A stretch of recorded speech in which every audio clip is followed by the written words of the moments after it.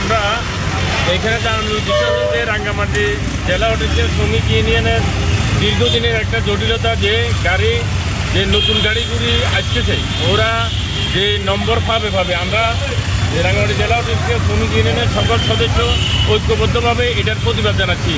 নতুন গাড়ি যেহেতু কোনোভাবে রেজিস্ট্রেশন দেওয়া না হয়, এইখানে আমরা যারা আগে যে গাড়িগুলি আছে বা আমরা যারা গাড়ির শ্রমিক আমরা নিজে চলতে পারতেছি না, এখন অভাব অনটনে আমাদের দিন যাচ্ছে, আমরা নিজে খাইতে পারতেছি না, অন্য কিছু করতে পারতেছি না, যেহেতু আমরা যে দিন মজুর।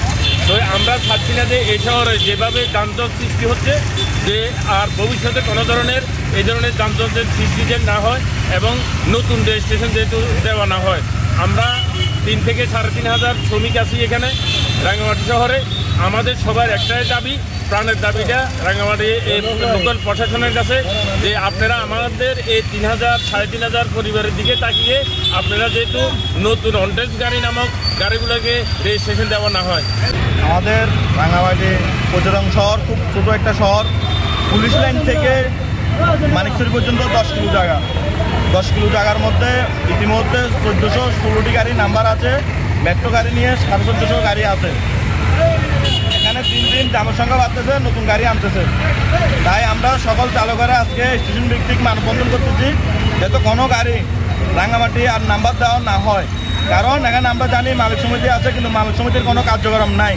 মালিক সমিতির কার্যক্রম নাই, আমরা চালকেরা কীভাবে বেতন পাই এটি এ পর্যন্ত কোনো মালিকে জিজ্ঞেস করেনি।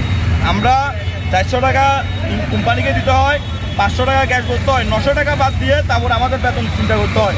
তাই আমরা বলতে চাই রাঙ্গামাটিতে যাতে আর কোনো গাড়ির নাম্বার দেওয়া না হয়, কারণ আমরা সারাদিনে কয় টাকাই ভাড়া মারি, আমাদের এই জিনিসগুলো কোনো মালিকে বিবেচনা করে না। আমরা চাই রাঙ্গামাটি শহরে, পর্যটন শহরে, সুন্দর একটা শহর, এখানে যত যানজট মুক্ত না, যানজট যত সৃষ্টি না হয়। এই কারণে কোনো অনটেজ গাড়ি, গ্যারাম গাড়িগুলো যত রাঙ্গামাটি না চলাচল না করে। আমরা ট্রাফিক বিভাগের দৃষ্টি আকর্ষণ করে বলতে চাই আপনারা অতি শীঘ্রই গাড়িগুলো ধরেন, লাইসেন্স ধরেন, গাড়িগুলো রাঙ্গামাটির পর্যটন শহরের মধ্যে চলতে পারে না। আমরা যখন বাইরে যাই তখন আমাদের লাইসেন্সের জন্য আমাদেরকে ধরা হয়, আমাদের রাঙ্গামাটি রোড পারমিট গাড়ি ভিতরে আমাদেরকে ধরা হয়। তাহলে এই গ্যারাম গাড়িগুলো কেন ধরা হয় না আমরা ট্রাফিক বিভাগের কাছে জানতে চাই। তাই আমরা ট্রাফিক বিভাগের দৃষ্টি আকর্ষণ করে বলতে চাই অতি শীঘ্রই যদি আপনারা যদি গাড়িগুলো বন্ধ না করেন, আমাদের দেওয়ালে পিঠ থেকে যেতেছে, আমরা সারাদিন গাড়ি চালাই, বর্তমানে কোনো বেতন পাইছি না। তাই আমরা এরপর থেকে আমরা সকল স্টেশন থেকে বড় ধরনের কঠোর আন্দোলনে নামতে পারি। কারণ আমরা যে হিসাবে দেখতেছি যদি এখানে গাড়ির নাম্বার হয় তাহলে পর্যটন শহর ঢাকা শহরকে ফেল করবে। আমরা তাই সকল চালকেরা চাই আর কোনো গাড়ি যত নাম্বার না হয়। আমরা শুনেছি এখন সবাই মিলে এরা নাকি গাড়ির নাম্বার নেওয়ার জন্য অনেক ধরনের কয়লাজাল লুটতেছে, আবার এখনও শোরুমের থেকে গাড়ি আসতেছে, তার বিরুদ্ধে কোনো রাঙ্গামাটির কোনো মালিক সমিতির নেতা এ পর্যন্ত ব্যবস্থা নেই। মালিক সমিতি আমরা জানি আছে, কিন্তু তাদের কোনো কার্যক্রম আমরা দেখতে পাচ্ছি না।